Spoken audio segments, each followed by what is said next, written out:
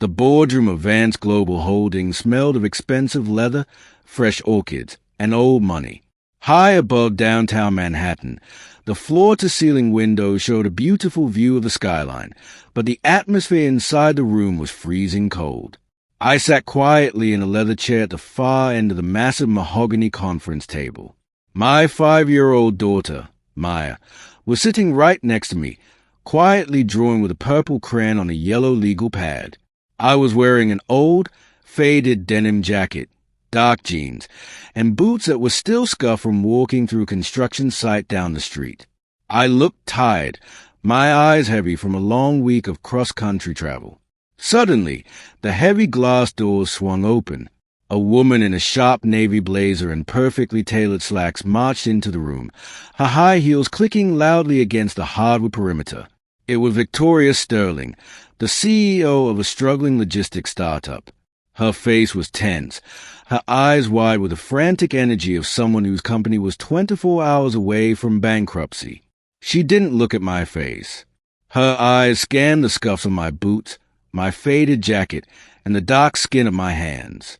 She stopped dead in her tracks, turning sharply to her assistant. "Why is there a courier sitting at the main table? And why did you let him bring a child into a high-tech funding presentation?" The assistant went pale, stuttering. He said he was scheduled for... "I don't care what he said," Victoria snapped, her painted lips twisting into a sneer as she looked down at me. "Get up. I am about to pitch the principal trustee of this firm for a $10 million lifeline.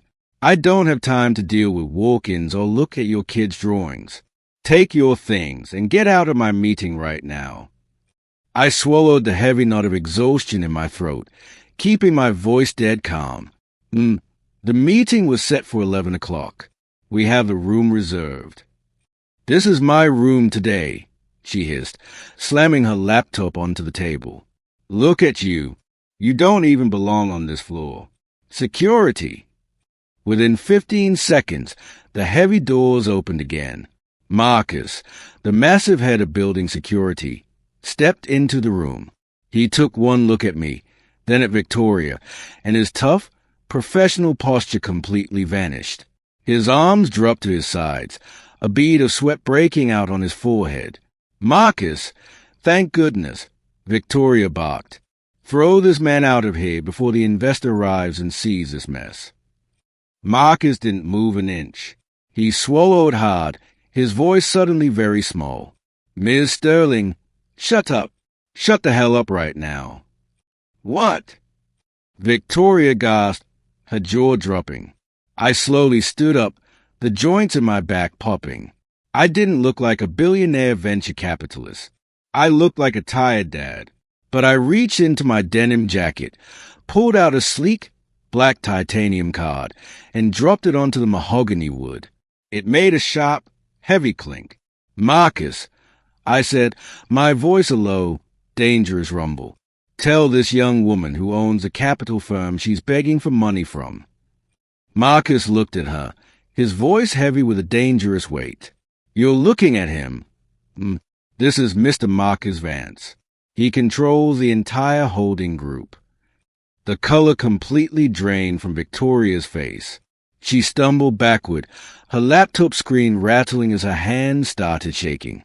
She looked at my faded jacket, then back to the black card, her mouth opening in a dry, pathetic click. The arrogance was entirely gone, replaced by raw terror. "I read your prospectus, Victoria," I said, leaning in close, my face completely flat. "I was actually going to sign the check today because I liked your supply chain data. But it turns out you don't look at the data. You don't look at the names. You just look at the clothes. You look at the skin." "Mr. Vance, please," she cried, her flawless composure shattering into a million pieces. "I didn't know. It was a mistake. The pressure of the bankruptcy made me lose my temper." "It wasn't a mistake," I interrupted, leaning down to scoop Maya into my arms. She smiled, looping her small arms tightly around my neck.